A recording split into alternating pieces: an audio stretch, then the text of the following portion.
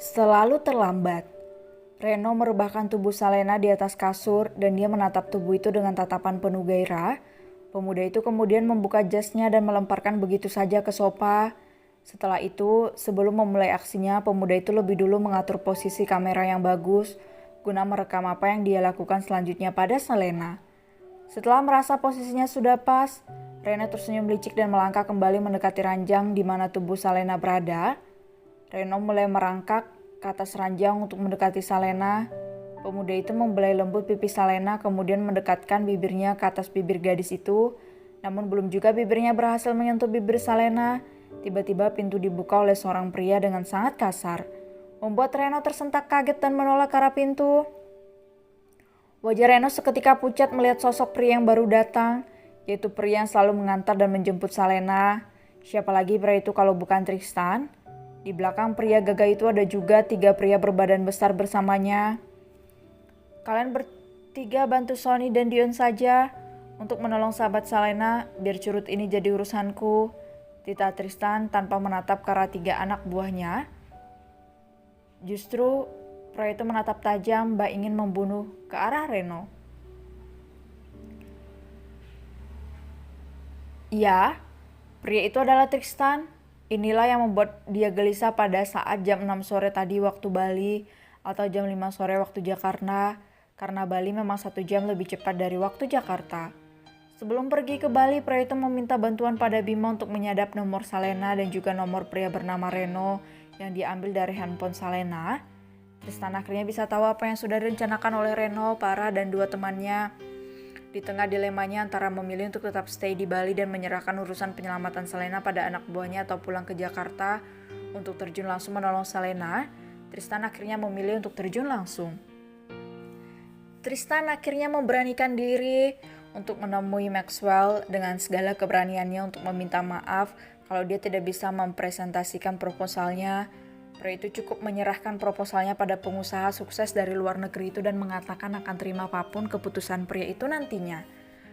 Maaf Tuan Maxwell, aku tahu kalau aku terkesan tidak profesional, tapi kondisinya sekarang calon istriku sedang dalam bahaya. Aku akan lebih menyesal lagi nantinya kalau aku tetap memilih di sini hanya demi tender ini, tapi calon istriku hancur. Bukannya aku menganggap sepele kerjasama ini, aku jauh-jauh ke sini justru karena aku sangat menginginkannya. Tapi kerjasama ini tidak lebih penting dari harga diri calon istriku. Jadi sekali lagi aku minta maaf Tuan Maxwell. Apapun keputusan Anda besok dan siapapun yang memenangkan tender ini, aku akan terima dengan lapang dada. Begitulah apa yang dikatakan Tristan pada Maxwell, pemilik perusahaan besar di London itu. Setelah selesai dengan apa yang ingin dibicarakannya, pria itu langsung ke bandara dan langsung terbang ke Jakarta. Beruntungnya dia mendapatkan tiket yang langsung berangkat walaupun memang lebih mahal dari biasanya. Berhubung Sky Hotel adalah milik Bima, Tristan dengan mudah bisa mendapat akses masuk tanpa harus melalui banyak pertanyaan dari resepsionis. Karena memang sebelumnya sudah konfirmasi lebih dulu dengan Bima. Memang Tristan bisa saja meminta bantuan Bima untuk melakukan penyelamatan Salena. Tapi entah kenapa Tristan ingin menyelesaikan sendiri karena dia menganggap keselamatan Salena adalah tanggung jawabnya. Kamu apakah calon istriku? Kamu apakan calon istriku? Tanya Tristan dengan nada yang sangat dingin dan wajah datar. Saking dinginnya mampu membuat pria remaja yang baru saja menginjak usia ke-19 tahun itu bergidik ngeri. Calon istri? Bagaimana bisa kamu mengatakan dia itu calon istrimu? Dia itu pacarku dan kamu itu hanya selingkuhannya. Sudahlah bro, kalau kamu mau kita berdua bisa menikmatinya bersama-sama. Tapi aku tetap yang lebih dulu, baru kamu. Reno berbicara dengan sangat angkuhnya. Tristan mengepalkan tangannya dengan kencang. Wajah pria itu juga tampak sudah sangat memerah, sepertinya amarah pria itu sudah sampai ke puncaknya. Buk. Akhirnya Tristan melayangkan tendangannya ke tubuh Reno hingga remaja pria itu sedikit terpental ke belakang. Beraninya kamu mengatakan itu. Apa kamu sudah bosan hidup? Hah? Bentak Tristan yang akhirnya kali ini sudah meninggikan suaranya. Pria itu kemudian mencengkram merah ke meja. yang dipakai Reno dan menarik pria itu untuk berdiri dan membenturkan ke tembok. "Apa kamu mau perusahaan papa kamu hancur karena perbuatanmu?" ucap Tristan dengan wajah bengis. "Cih, emangnya kamu siapa bisa mengatakan seperti itu? Kamu kira kamu akan sanggup menghancurkan perusahaan papaku?" Reno tersenyum meremehkan. "Seharusnya yang takut itu kamu pasti akan kaget kalau tahu siapa papaku. Jadi sebaiknya kamu pergi dari sini.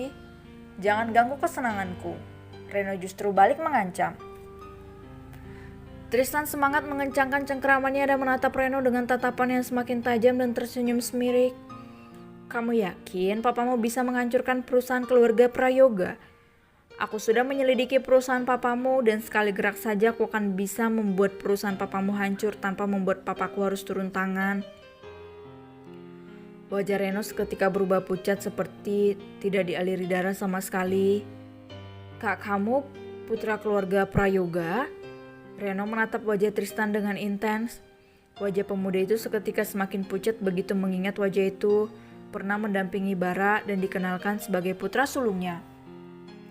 "Astaga Tuan, aku sempat tidak mengenalmu, tolong jangan kasih tahu masalah ini pada papaku," mohon Reno dengan raut wajah panik dan ketakutan. "Aku mungkin bisa menahan diri untuk tidak melaporkan perbuatanmu ini ke orang tuamu, tapi aku tidak yakin dengan Om Satya, papanya Salena. Kamu hampir saja membuat putri kesayangannya hancur. Apa kamu pikir Om Satya bisa mentolerir perbuatanmu ini? Aku rasa kamu pasti pernah mendengar bagaimana dinginnya papanya Salena itu. Jangankan papaku atau aku, papanya Salena juga bisa membuat perusahaan papamu itu hancur. Apa itu yang kamu inginkan, anak manja?" Reno terlihat semakin pucat. "Jadi Salena itu putri Tuan Satya?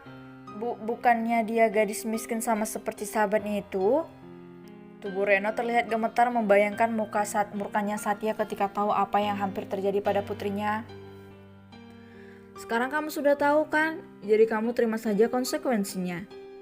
Tristan menyentakkan tangannya untuk melepas cengkeramannya dari kerah kemeja Reno, hingga membuat Reno yang memang tidak kuat lagi menopang tubuhnya langsung tersungkur jatuh ke lantai. Tristan kemudian memutar tubuh jana berlangkah menghampiri Salena yang masih belum sadarkan diri. Pria itu kemudian mengangkat tubuh Salena ala bridal style dan membawanya keluar. Belum sampai di pintu tiba-tiba Arya muncul di ambang pintu dengan napas yang tersenggal-senggal. "Salena sudah aman denganku sekarang, kamu bisa pergi," titah Tristan dengan aura yang sangat dingin. Ya, untuk mengantisipasi kalau dia terlambat datang, dengan menahan rasa sesak di hatinya, Tristan sempat menghubungi Arya agar pria itu bisa lebih dulu ke hotel untuk menyelamatkan Salena. Namun entah apa yang terjadi membuat Arya baru saja tiba. Sementara itu Arya mengembalkan tangannya, benar-benar merasa kesal. Kesal pada Tristan atau pada diri sendiri hanyalah dialah yang tahu. Sial, kalau saja jalanan tidak macet dan ban mobilku tidak tiba-tiba bocor, aku tidak akan terlambat begini. Salena mungkin sekarang ada dalam gendonganku. Arya merutuki kesialannya sendiri. Tristan baru saja melewati tubuh Arya tapi dia kembali berbalik. "Oh iya, sahabat Salena ada di kamar itu, tolong kamu bawa dia dan antar pulang. Di dalam sana juga ada anak buahku, tapi aku lebih percaya kamu untuk bisa mengantarkan dia pulang malam ini. Aku pergi dulu ya." Tanpa menunggu jawaban dari Arya, Tristan langsung berlalu pergi. Sial, kenapa sih aku selalu sial? Kenapa aku selalu kebagian mengantarkan wanita galak itu untuk pulang? Umpat Arya yang dibarengi dengan gerutuan kesal.